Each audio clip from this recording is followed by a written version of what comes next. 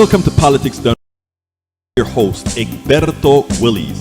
This is a progressive program that will take the mystery out of politics. This is the program that will encourage you to make sure government becomes we the people. Whether you are liberal, progressive, conservative, or otherwise, you get to air your point of view. We are an independent media outlet that, unlike mainstream media beholden to corporations, we only owe allegiance to you. Remember, you can also send me a tweet at EGBERTOWILLIES. That is at Egberto Willies. Let us engage. It is politics done right.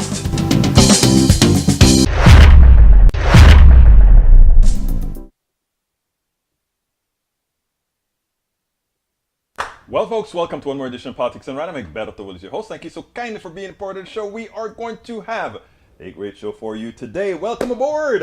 FB notification just came. Bridge MCP says. Yvette Avery Herod. Afternoon. PDR passes, she says. And of course, Bridge MCC says, wait a minute. No FB notification. As you can see, I'm reading from the bottom up. Okay. We also have AVQ says, listening in from away on Twitch. No wonder we didn't get all of your pros, brother Rudnan. We don't have your pros, but that's good. We have another good interview for you guys today.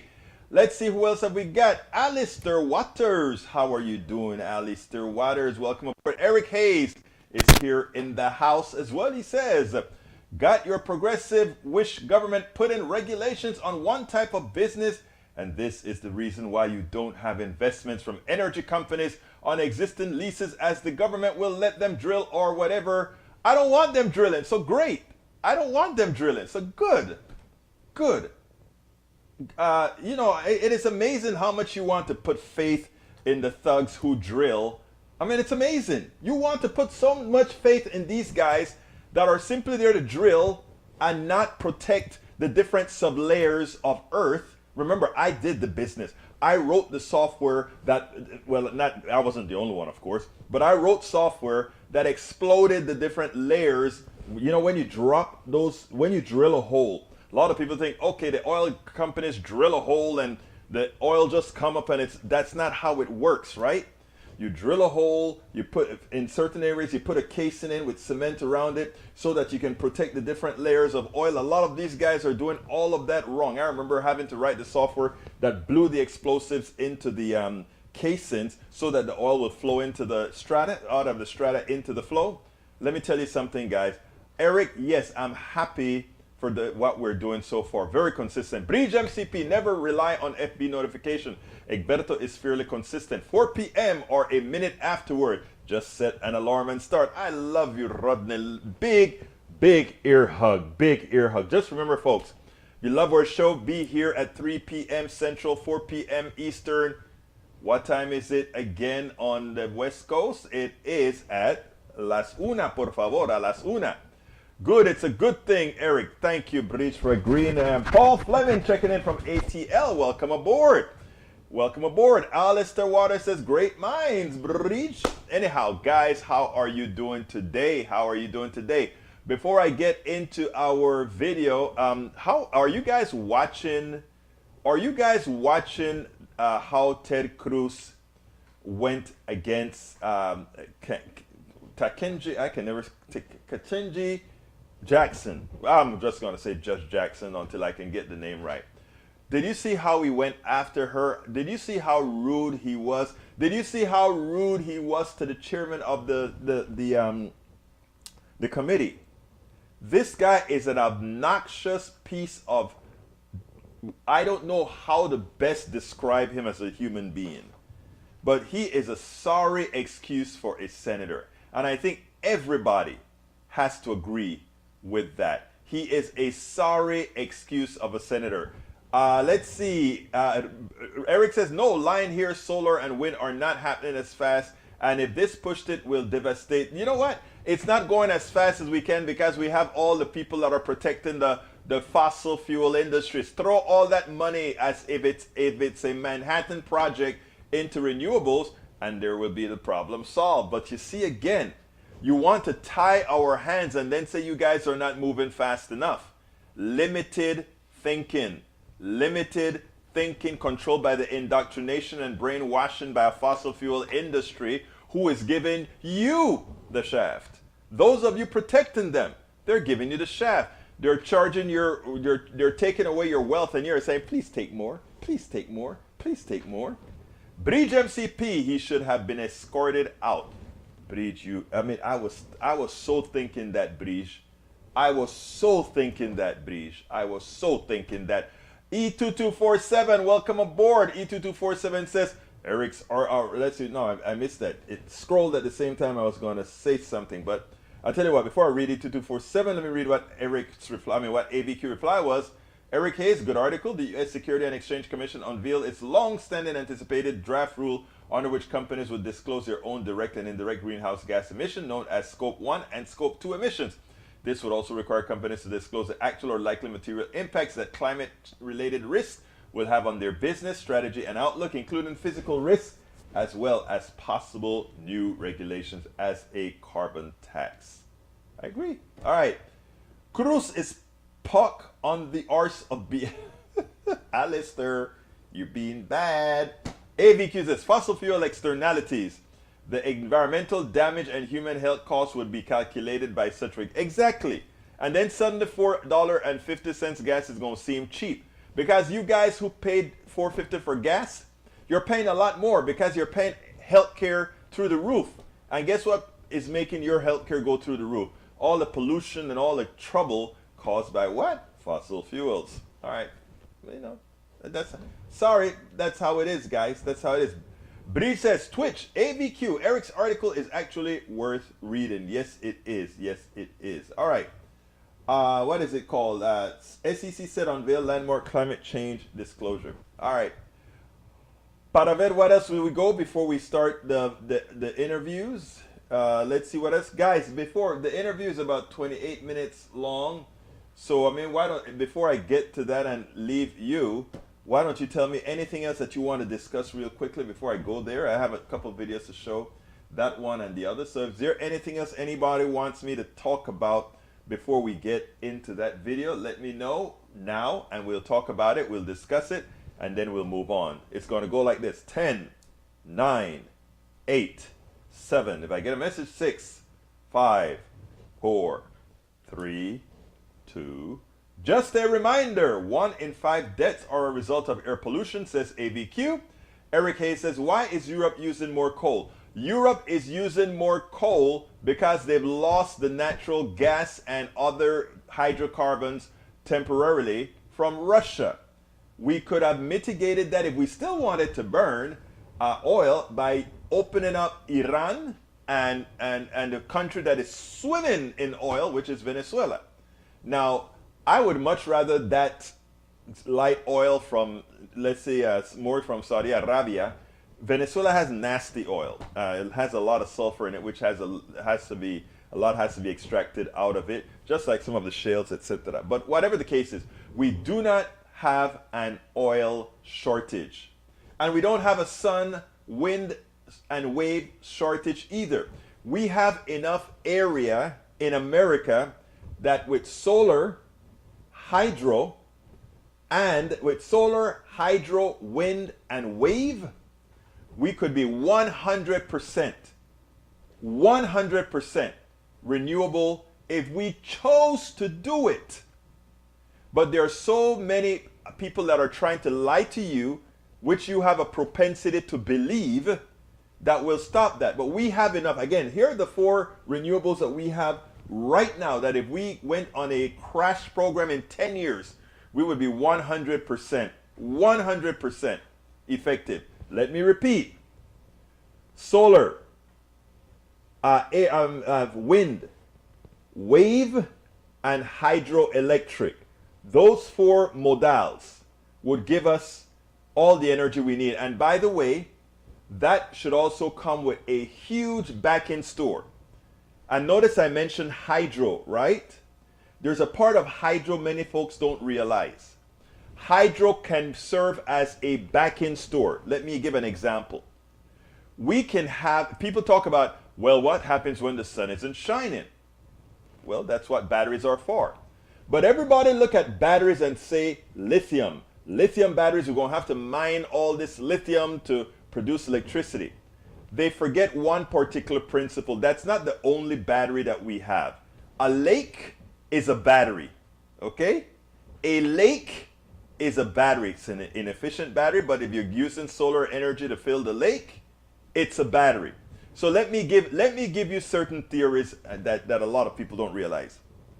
We could create in various areas where we have these, we could have a hell of a national grid that is fixable. In other words, a national grid that is not nationally ran. What I mean by that is you have a grid structure that can fix itself. In other words, parts go down, it's okay to reroute, all that good stuff. We can do that now. Okay? And here's how we do it. We have this huge network of electrical lines built by we the people. That way you have no profit motive that stops you from building it. You build it efficiently based on what the country needs, not what a corporation needs for profit. So that's the first thing we build, transmission lines, so that wherever energy is created, we can move it. That's numero uno. Numero dos, in areas where it is efficient to have solar panels, we have a ton of solar panels where possible. In areas where we have a lot of wind power, we have all the windmills possible in those areas. On the coastlines and at the Great Lakes where we have major waves, we create structures not only on coastlines, but structures deep in sea that, again, if you have waves, there are a lot of technologies people don't understand, right? When you have a wave and you get a column of water, right? When that wave is up, if you have a piston down below, it will go up and down, even though you don't see the motion of water because of the spring effect of having more pressure or not. So you can have the wave energy of the Great Lakes, the wave energy of the ambient, or the vast amount of oceans that we have.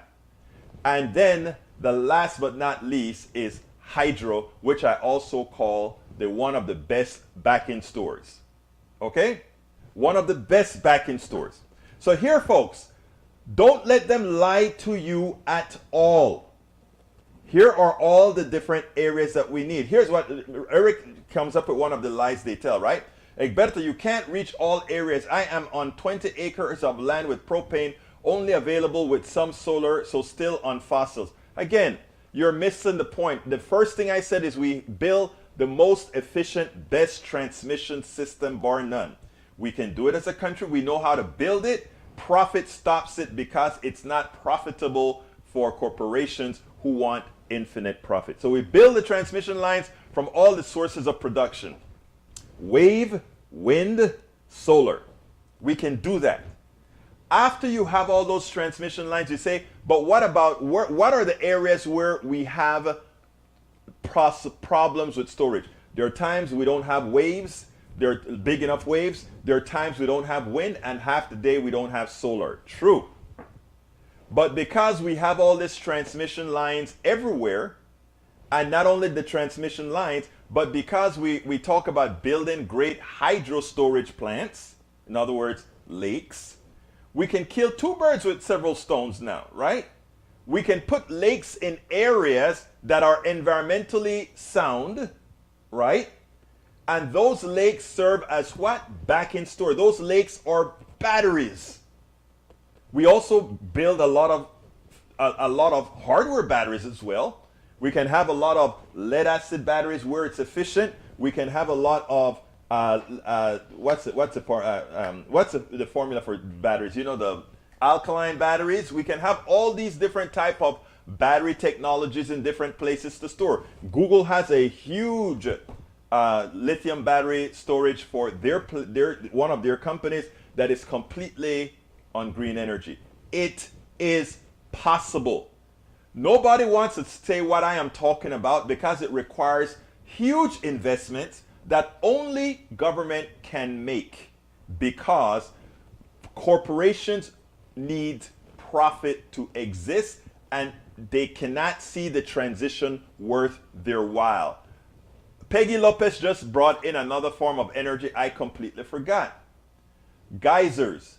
And it's not only geysers, Peggy, because I have such intelligent viewers on this show. It's just amazes me.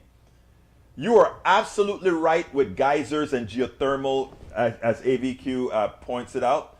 Geothermal is another method, but there's another method that's similar to geothermal that I haven't even mentioned, and that is the differential in temperatures in the earth.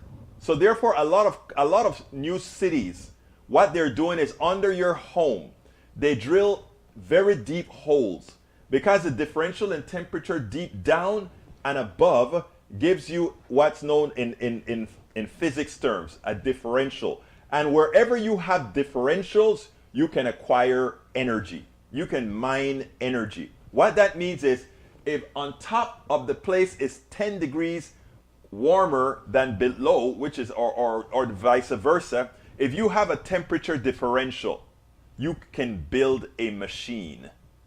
And what is a machine? You can build a machine that generates energy. So I think it is so important for us to know that there are a myriad forms of energy, and what it requires is a national resolve if we really want to do this. And you know what? People say, well, China is going to continue to burn coal. True. But here's what happens. We build all this technology in all these different types of green technologies in America. We build them here. We install them here because we're not burning the fossil fuels and all of that. Those costs are gone. It is a lot more in the long term, because the cost of energy is just the cost of delivery and the cost of building the system, not the cost of the oil itself, not the cost of the gas itself. It is a lot cheaper. We have the wherewithal to do it. We just have to do it. We choose not to do it. We choose to use a capitalist structure to define. We make an economic system stop us from doing something that we have resources to do. That is a fatal nature of capitalism, because the capitalist cannot find a way to monetize what I just stated, but the government can. Okay? We the people can. It cannot be capitalized profitably. It cannot. And it shouldn't be. As I always say, the energy sector does not belong with the lousy corporations that are simply there to do you know what. All right, let me read a few more things. The CCC was a good program. Geothermal. Carl Cox says, money, corruption, greed, ignorance drive the reason for the love of fossil fuels by most, not all politicians. Also Cruz and other GOP garbage of the Senate Judiciary Committee are a joke. E2247 says, I would have called the SRO if... Oh, sorry, Derby. Geothermal is only available in some locations, unlike wind, solar, which are available pretty much everywhere. Geothermal is unavailable in most cities, for example. But what I want to talk about geothermal, because it's important that you look at geothermal not only as there being a magma in the ground that produces geysers. Geothermal is also the differential between the top of the temperature above and below. Remember what I said earlier. If you have a temperature differential, you can create an engine. And if you can create an engine, you can generate power. Science. Okay? That's what I want to put out there for everybody to know. There are all these technologies that are ready, and we don't want to use one. We want to use them all over what's best in the location. You talk about a city, brother AVQ. Here's the deal. In my house in the middle of a city, if I could go about 1,500 feet down with several poles, I could create me enough energy that I would never have to cool my house again. But it's not there, right? Because it's prohibitive to do that right now under the capitalist structure. But if we had people that saying, we're going to map out these different areas, if we had companies, government companies that map out all these areas that they're going to go do work in, and every year we use less fossil fuels because we are doing what's right, eventually we'll get it done. But it requires national resolve and not the greed and the psychopathy of the capitalist structure. Carl Cox, by using green renewable energy, America will set an example for the rest of the world. And that is what I'm saying. If we started on a march and we decided to lead and we did this, that's exactly what would happen. My mom always told me, Alistair Waters says, just because your friends didn't isn't an acceptable reason. My response to China using coal. Alistair, not a big ear hug. You're right about that. Bridge MCP says, my mom said the same, and also just because they jumped off the bridge doesn't mean you have to. I love it. I love it. Anyhow, Paul Fleming says, I'm so tired of you Texas Republicans talking about government when your very own Republican state is terrible. Your government left you to freeze. You always use the national government funds when there's a tornado, hurricane, or what other national disaster that you helped create. Exactly, brother Paul Fleming. Try reading articles about wind, solar, and battery power. It's here and it's the future. Eric Hayes says, Egberto, you driving green yet? No, I'm not driving green yet, but I will as soon as I can afford it. Right now, as it is, I'm on status quo of not being able to spend. You see what I'm doing here? I'm here in DC. I'm not doing a whole lot of stuff other than writing, reading, all these kinds of stuff. Very, very important work. And the truth of the matter is, Politics Done Right has to get a hell of a lot bigger for me to be able to go ahead and get rid of my old clunker. Anyway, Jack Williams says, methane leaks at the poles have increased global warming to a point where we have no choice as a species to change out our fossil fuels. Why is one talking about this emergency? It's probably the biggest crisis mankind has ever faced. Jack Williams, you hit the nail on the on the head. Absolutely so. Why did I say hell? Poetic justice, maybe. We got Juliana Pacificana. Aloha, brother Egberto. Estás llamando? Are you coming in from Hawaii? That sounds like a Hawaii name. Okay, you recycle, Eric Hayes. All right, let me go ahead and play our interview of the day today. Unless you guys want to keep talking about renewables, I could always hold that back until tomorrow. I tell you what, the show that the interview that I have is about 29 minutes, and I have only 34 minutes worth of show. If you guys want to hold on to that interview for tomorrow, and we continue to discuss green energy, I can do that with more people coming in, or I can do the interview. The interview is a interview about identity politics, wokeness, etc., from an author of 2 books. You tell me which one you want. Here's time for you to vote. Should I do the video or should we continue talking? You guys are going to decide. Do I do the video or do we continue talking about this renewable energy that, okay, video is what AVQ voted for. Any other votes? Can't let you be the only vote, AVQ. Any other votes? Other votes? Videos? Come on, guys. Let me hear it. Let me hear it. I'm going to go to 10 and then AVQ wins. 10, 9, interview video. That's 2 down. You guys are going to have to beat that if you want me to continue. Video. Are we going with the video? Here we go with the video, guys. Here we go with the video. Welcome to one more edition of Politics Done Right. I'm Egberto Willis, your host. Today we have the honor of speaking to Darius Kamali. Darius is a former analyst with the State Department, supported International Monitor Institute, the Visual Evidence Wing for several tribunals on war crimes, crimes against humanity, and genocide.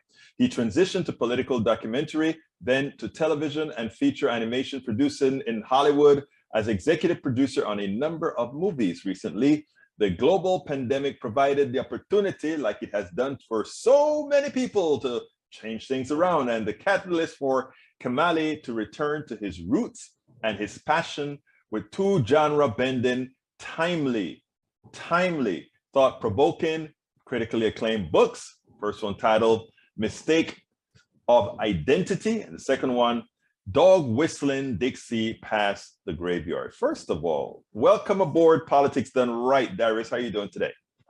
Doing great. Happy to be here. Thank you so much. Excellent. Barely recognize myself with that intro there. Yeah, well, I mean, hey, you're an important man with many different, what should I say, many different options Okay. Many different hats. How about that? Many Yeah. different hats. That's what Yeah. sometimes you're looking for that word that just doesn't come to you. A word as simple as HATS, There hats. you go. All right, let's get busy. Why mistaken identity? Why dog whistling Dixie past the graveyard? One of them actually seems sort of poetic. Interesting that you say that. I don't know if people have defined both of these as poetic, but I'm not sure if they're traditional poetry. They're not traditional anything. I would say they're maybe genre benders is the best way to That's how we describe them. named it. Yeah. There you go. Without describing them, they're in very broadly speaking, there is some poetry, especially in dog whistling Dixie past the graveyard, which obviously is a term that's composed of three different expressions there. That's somewhat lyrical, but I would say they combine several genres. One of them is in the Eastern tradition, there's such a thing as a Zen koan, right? Mm-hmm. Which is meant to be a riddle and a brain breaker to take you to another level of understanding. Then there's also the tradition that we had in the 19th century in the United States, which people have forgotten about, the aphoristic tradition. And of course, they're partly contemporary tweet, with people's attention spans these days. I think it's a good fit, and I didn't plan it that way. I was during the pandemic just writing down some of my thoughts and putting them down on social media, but sometimes in hidden formats, so only I would see them, Mm-hmm. just so that they're not lost. Well, it's And your a little story. It later, was your story. It was your cloud. that's right. Yeah, that's right. And later I realized, there's enough here to categorize and put out there as, books, or they're small books. They're light reading in the sense that, you can come back to them and go through them very quickly. But hopefully in terms of content, a little heavier than that. Well, I mean, from what I've read of it, it's some of it. It's not heavy. I mean, you can write heavy stuff in a form that makes it palatable to read. In other words, you want to put things in some sort of a format that educates, illustrates, but at the same time you want to read, and that's what I think. I think that is where you're trying to go, if you will. Yeah, no, thank you. That's exactly it. And you know what? I didn't sit and decide I'm going to devote this much time to writing these books. They were just ideas that came to me. And obviously, they're informed by my background, by my personal experience, both my ethnic experience, my professional experience, both in Hollywood and before that in human rights, NGO world. And so, it's a culmination of my entire life's experience to some extent. And when you said timely, it's interesting. Yeah, unfortunately, it seems that they're timely, right?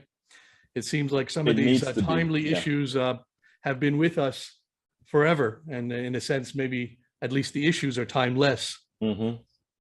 Well, let me first of all, you talk about it. A lot of this is drawn from your experience. Why don't you tell us a little bit about you before we get into, because I'm going to want to hit up the topic on identity and hit up the topic on what's the word to take you out. What's a famous word that we're using today? I don't know what's wrong with my mind today. Woke erasing you. Is that one? Well, there's so many. You. Yeah. Yeah, the one word that I use, there's so many directions to come at it. Go ahead. No, I'm saying before that, tell us a little about yourself. Oh, sure. Well, I've sort of had three phases to my career, and it looks on the surface that they're unrelated. And in a sense, they are, except that I went through all of them.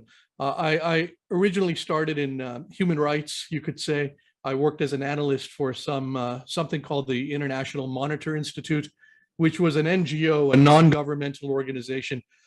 However, it turned out that we started getting government money. So that's a whole other story. And I got to see as a green young man how it is that the government can actually step in and control you, not by sending you to Siberia necessarily, but just waving some money, right? And from that point onward, it amazingly turned out that they had a say-so in what we should concentrate on and what we shouldn't, to put it that way. Mm-hmm. So I got to see that firsthand and transitioned from there. I was an analyst for War Crimes Tribunal, I should put it that way. The IMI was the visual evidence wing for some tribunals for the former Yugoslavia, for Rwanda, the ethnic cleansing and genocide that went on there, and for Iraq. And that was my specialty, Iraq, the former Ba'athist regime and Saddam Hussein. From there, I transitioned to documentaries. First, more, you could say, political documentaries or human rights related, child soldier, so on and so forth. And I discovered that as my role grew from originally just a researcher to then becoming, segment producer, associate producer, a field producer, whatever these titles were, that the nature of the documentaries became more and more commercial, right? And that's, bound to happen here in Los Angeles. Mm-hmm. And then I transitioned entirely into something else, which is the world of animation, with a film called Igor, the first animated feature film that was made by an independent rather than by a studio back in 2008. We've done a couple of more since then for Netflix and Amazon Prime, and really was tied up in that world and augmented reality as well up until the pandemic, when I had some time on my hands suddenly that was forced on me like so many others. And that allowed me to really decide to go back to my roots, which is ideas. I was a philosophy major and a person interested in the root of issues rather than just the surface momentary Deeper. politics of it. Yeah, and so, the pandemic gave me an opportunity. In fact, the story that I usually tell is that, I discovered myself recently that the word radical is an ancient, do you know where I'm going with this? Yes. Yeah, is ancient Latin and ultimately Greek word, which means the root. And so in that sense, I would describe these books as radical, the sense that they're trying to get to the root of the issue rather than just the surface momentary politics of the day and the particular mask or jargon. Now, how do you describe identity in America? Well, I would say I don't know if I would describe it as any different in America as anywhere else. I think it's deeply ingrained in us, including myself. I don't exempt myself from any of this. I think it's a way for us, even perhaps at a biological level, to differentiate, maybe at a genetic level. But once you associate with a certain group based on any characteristic you choose, then anyone that doesn't share that particular characteristic is the out group, right? And so one of my fundamental sort of ideas here is that I'm fine with concentrating on the specifics, Black versus white, gay versus straight, whatever, nation versus nation, tribe versus tribe. And we can play that game, and I'm happy to play that game. But ultimately, unless we see that these are just all manifestations of a larger term called groupism, I'm calling it groupism, and it's an inelegant term, but I haven't found a better term that encompasses all of these things, then we're just playing a sort of, I say this in one of the books, I forget which one, a sort of musical chairs. If anyone remembers that game from childhood. Who is the one that's left out? That's right. Who's the one? That's right. And so, we can concentrate on, is it the people with the blue mask that are going to be standing up when the music stops, or the people with the red masks? But ultimately, wouldn't it be better if we just added a couple of more chairs rather than, so a positive solution rather than a negative solution based on need. And that seems obvious when put that way, but unfortunately, I think it's not so obvious the way our brains and our psychology is constructed. And why don't you think we put the other two chairs? Well, there's times where you can't, right? There's actual limits to goods and services and so on and so forth sometimes. But I make a distinction between discriminations that are necessary, hypothetically, and I'm not saying which one, and those that are not. At the very, very beginning of Mistake of Identity, I write something that has proven to be very controversial because, the left doesn't like Let me hear it. Sure. Yeah. It's basically, and I'm paraphrasing it poorly here, but an idea that I had back in my college days that, let's say a teacher, a professor has 5 slots, 10 slots, whatever the case may be, to take 10 students on a field trip. And it's really 10, it can't be any more. And if the teacher were to say, I'm going to, draw straws or pick, balls out of a hat, whatever the case may be, people would be okay with that in a sense. They would still be upset if they're left out, but they wouldn't feel that they were left out particularly because of, let's say, race or, yeah. That's right. Yeah. So they wouldn't say it's unfair. But what is it that makes that process okay? It's random. And what is random but arbitrary? Well, what if the teacher were to say, well, I'm going to take the African Americans in the group because there's 10 of them happens to be. Precisely because it doesn't matter. Precisely because their race should be ideally as irrelevant as a random draw. Mm-hmm. Now, everybody would be up in arms, of course. No, you're doing it because you're racist. And maybe he is doing it because he's racist, but it doesn't have to be that. It could be that he actually doesn't even. That's a difficult one, right? Because you see what I'm saying? Yeah, I mean, how do you interpret that? I mean, if you could be pure and saying that given that we want race to be irrelevant, just using that as a discriminating factor because you only have 10 slots would be okay. But in today's society, that sort of a analysis it's catered by history, right? Yeah, no question.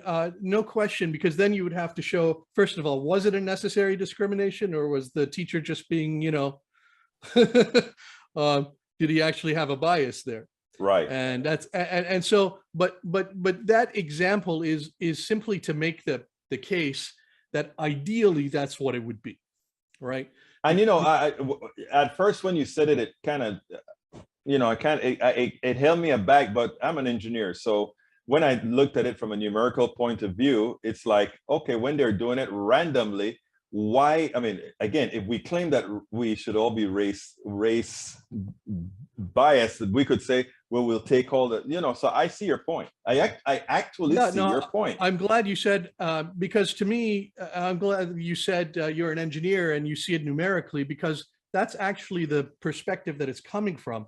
There's a theory in the moral philosophy and ethics, utilitarianism, and there's multiple variations of it, but it ultimately has to do with maximizing happiness for the largest number of people, assuming that all souls are equal, right? All else being equal. And so from that perspective, again, if 5 people are left out, 5 people are left out. And if you are more upset by the fact that those 5 people happen to share an arbitrary characteristic, then I would say you're the groupist.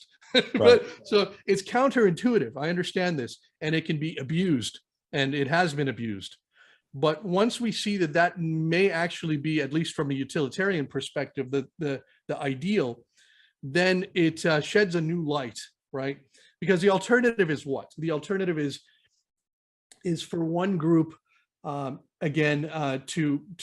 feel aggrieved, and it's not just one group. Everyone can come up with things that have happened to them, and not incorrectly. These things have happened and are happening. I don't mean to minimize that one bit or say that it's not correct. The issue is, what's the solution? Right. What's the solution? So that we don't end up in the same boat next year and the year after that and the year after that. And I believe that, mystics, whether it's in the Western tradition or the Eastern tradition, have always sort of seen this. This is not a new idea at all. But is it possible to apply this concept of a soul is a soul is a soul to our politics? Without it being misused by the right to just keep people down? Don't you think we could, if it weren't such an effective tool? Because my contention, and if you I don't know how much of my show you've ever watched, but my contention is that that our economic system and our etc. needs to have us at each other's throats, in other words, in order to thrive. Because if you actually stop looking at you and me as the enemy, we start looking at the economic system, the design of the economic system, as the real enemy. Because again, in what economic system can the few profit from the many and the many just accept it? I don't disagree with that. In fact, I am completely on your side, and if you put it that way. I think that groupism is used by the powerful to set people against each other, and distract them from the fact that we're all essentially being robbed blind. Right. And my issue is that people who are ideologically, and this is in the American context now, specifically today, hung up on party, on Democrat versus Republican. And I'm not saying there isn't differences between them, there are, but hung up to that, to the extent that it becomes another groupism where they can't judge a case, an issue case by case on its merits. They judge it more either instinctively or consciously or unconsciously based on, is that my group doing this or not? If we have time, if I could just jump into the Ukraine-Russia thing for a moment. I tell you what, hold that thought right there, because I want to bring you, now that you talk about the Democrat-Republican thing, right now, I'm a Democrat because I caucus with the Democrats, but I'm a Bernie Sanders kind of guy, because that is where you can actually, in our current today, is where you can affect policy. If I were in the 60s, I would probably be a Republican, because that is where policy was effected to bring, let's say, civil rights. Except for Johnson, who was a Democrat, it was a lot of Republicans that brought That's right, they switched.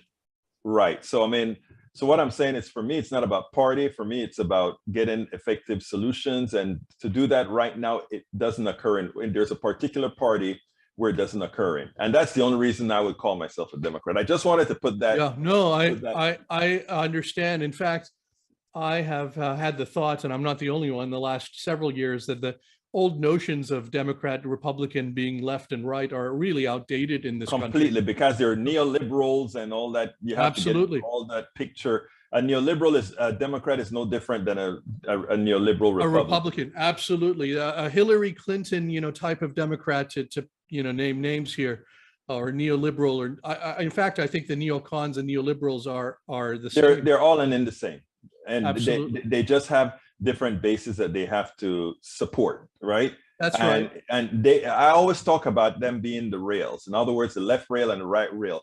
They keep this. They both move in the same direction, right? You have two rails. You have a left rail and a right rail, but guess what? They're moving in the same direction. Yeah, it's a good cop, bad cop. It's a shuck and jive. Yeah, it's. But anyway, right. You wanted to bring in Ukraine. It seems like we're going to move this interview in more of a conversational type. So go ahead and move it on, because this is not in your book. So let's have it. Sure. Yeah. No. I mean, it's unavoidable right now. I have very conflicted views on this, because obviously, no question, what's going on is horrific. No. I mean, doesn't really need to be said. Any kind of aggression, war, the refugees, people being killed, is a horror show. The issue that I have with our media, our Western media as a whole, and its coverage, is that it seems so suddenly aware of things that our own government is doing on a regular basis as policy. I mean, as we speak, what's happening in Ukraine is happening in Yemen by the Saudis, backed by the United States. The United States is helping them with arms, money, intelligence, backing groups like Al-Qaeda and ISIS in Yemen. And we've done the same thing in Iraq, in Afghanistan, in Syria. I can name 100 examples from the Monroe Doctrine onwards, right? And it's so amazing that despite all of this, having come out for years now in academia, that the media can so quickly just become the lapdogs, in my opinion, of the Pentagon and White House and CIA. And once again, this is not to diminish what's happening in Ukraine. That's real. But it's just astonishing to me that there's no self-consciousness going on, self-awareness that what the Russians are doing is very similar, unfortunately, to what the United States has done and does on a regular basis as policy. I am impressed, may I say. I'm originally from Panama, Central America. 1989, Brother Bush, older Bush, sent the military in there, killed over 10,000 Panamanians. It's reported as 4,000 some places, 1,000 as others. It is no different than how the Russians indiscriminately kill to get what they want. They wanted Manuel Antonio Noriega. They got Manuel Antonio Noriega at the expense of 10,000 Panamanians. So Yes, Absolutely. all the superpowers do the same thing, and I'm glad that you coined it exactly as I've done in several of my programs. We must go ahead and state that Russia is doing a horrendously evil thing, but let's use that in put that in context to what happened in Granada, to what happened in Panama, to what happened in Santo Domingo, to what happened, and we can name. You actually went overseas. We don't even have to go overseas. We can stay Vietnam, right here in absolutely right this here. hemisphere. Yeah. We Yeah. can stay You right. know, So there's I don't know if he's an anthropologist by trade or a sociologist, but he's a famous writer by the name of Jared Diamond here at UCLA, close to where I live. And he wrote something that I agree with strongly some years back. He did a description of all the genocides and ethnic cleansings and that have happened just over the last 100 years. And he pointed out that in terms of the media coverage, when it's the out group that's doing the aggression and the victim is the in group, then the media of the in group goes nuts, as they should. When it's the in group committing the atrocities, it's minimized, it's ignored, it's even encouraged, unfortunately.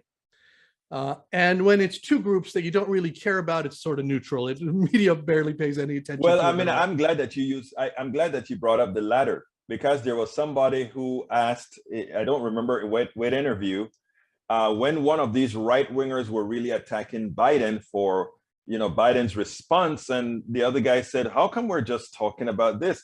This is happening all over the world right now. You're All not the covering." time. Actually, it was an interview with the redhead that I really like the way she answers questions because she's so good at it. And that is Jen Psaki being interviewed at the White House. I don't know if you know who she is, but she's a Jen White Psaki, House yeah. spokesperson. And they asked her about, Yemen and all of that. And she came out and she honestly said it. I don't think the people in Yemen would think it's not relevant. I don't think the people in Ethiopia would think that it's not relevant, that we are not going in there and fighting on their behalves.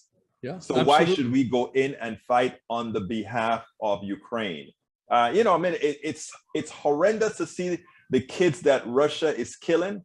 It's horrendous to see the destruction that's going on. But I think you hit the nail on the head.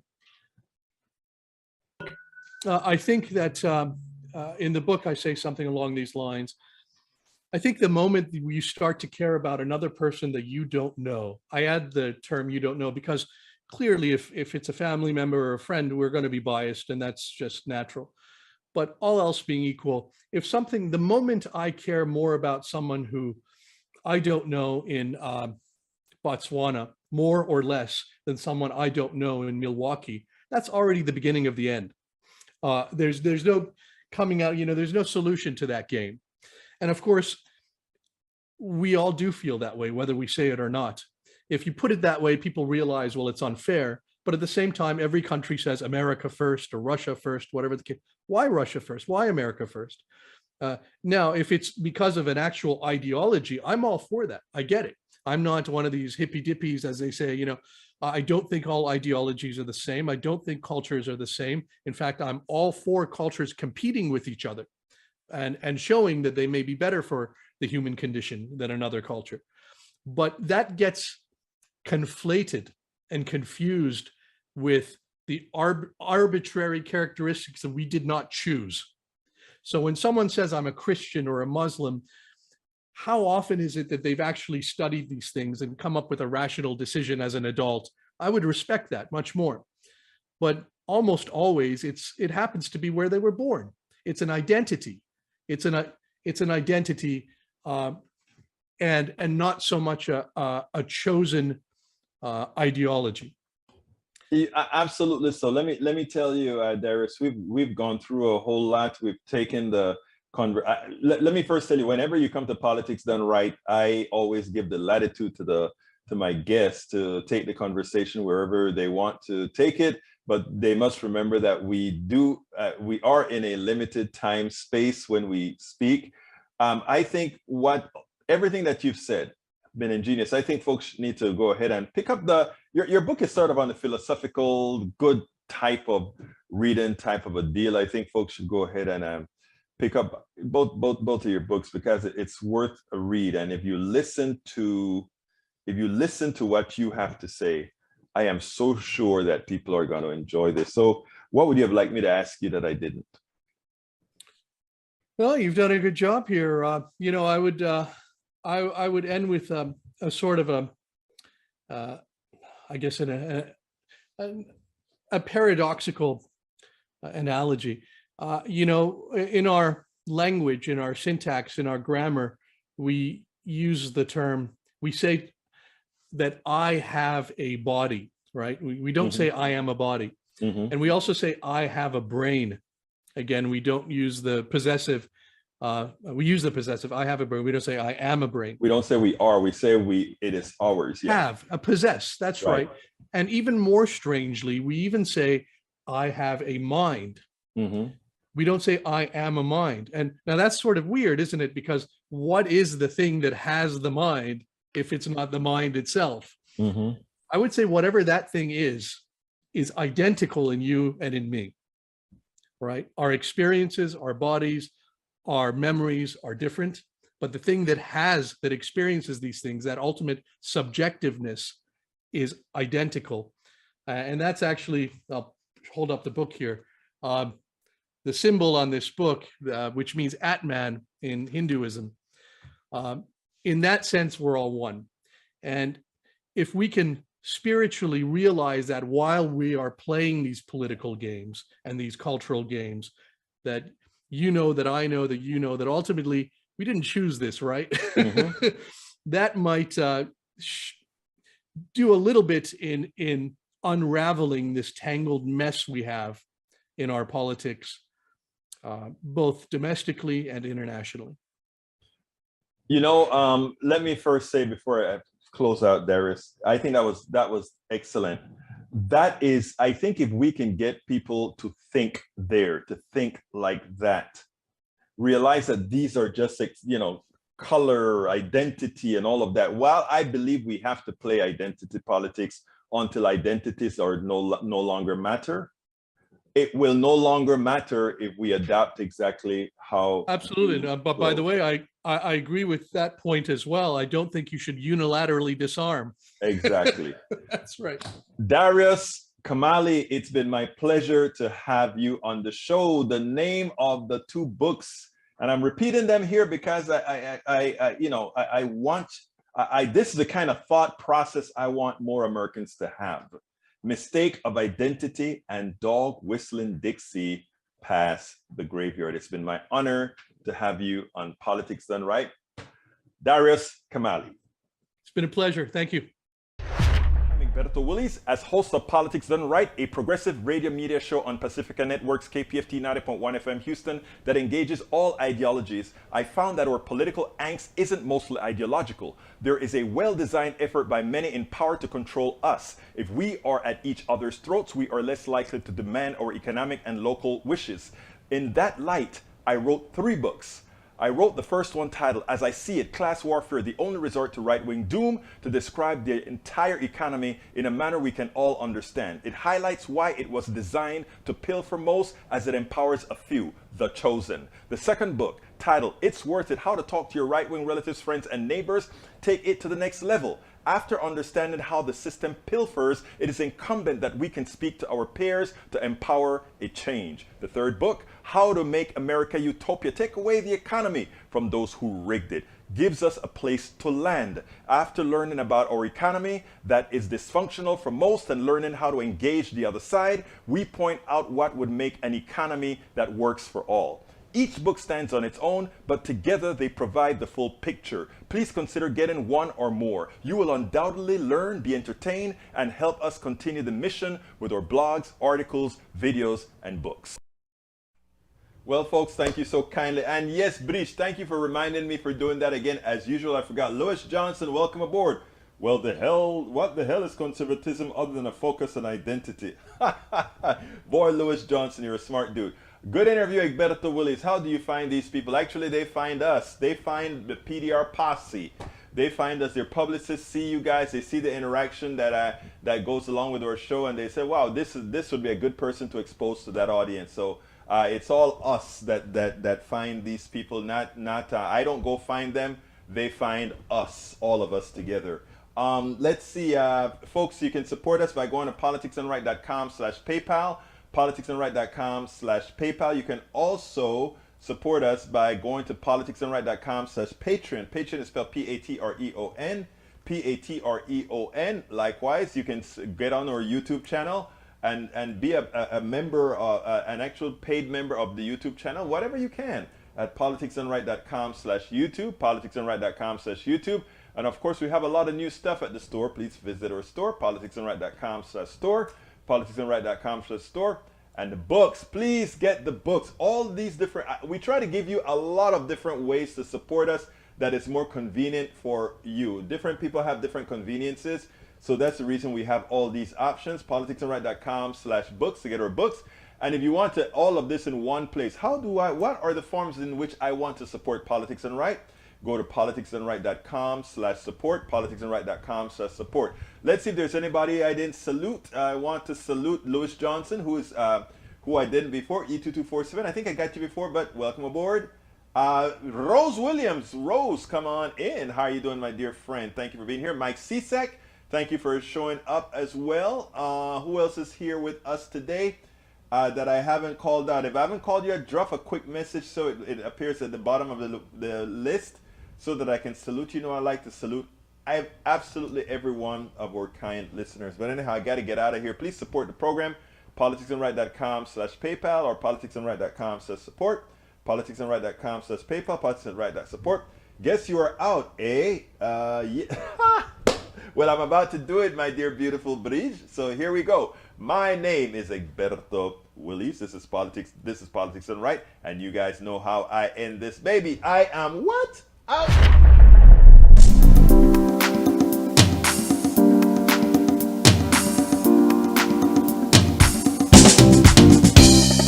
Welcome to Politics Done Right. I am your host, Egberto Willies. This is a progressive program that will take the mystery out of politics. This is the program that will encourage you to make sure government becomes we the people. Whether you are liberal, progressive, conservative, or otherwise, you get to air your point of view. We are an independent media outlet that, unlike mainstream media beholden to corporations, we only owe allegiance to you. Remember, you can also send me a tweet at EGBERTOWILLIES. That is at Egberto Willies. Let us engage. It is Politics Done Right.